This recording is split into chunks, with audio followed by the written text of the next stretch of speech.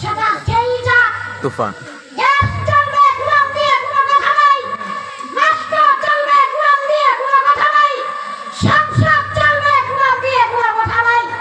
আমরা একত্র আছি, কথা বলেন ঠিক কিনা? ইসলামী আইন নাই, অথচ মুসলিম দেশ, কথা বলেন ঠিক।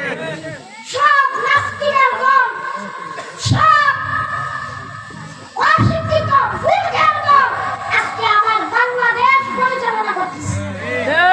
দেখলাম মাঝে মাঝে বলে ইসলামী আইন মানি না, এটা মানি না, কোরআন মানি না। আমি বলবো তোমার মতো নাস্তিক কোরআন না বললে কি যায় আসে? ঠিক। আমরা হাজারো তাওহীদি জনতা ইসলামের জন্য, কোরআনের জন্য রক্ত দিতে প্রস্তুত।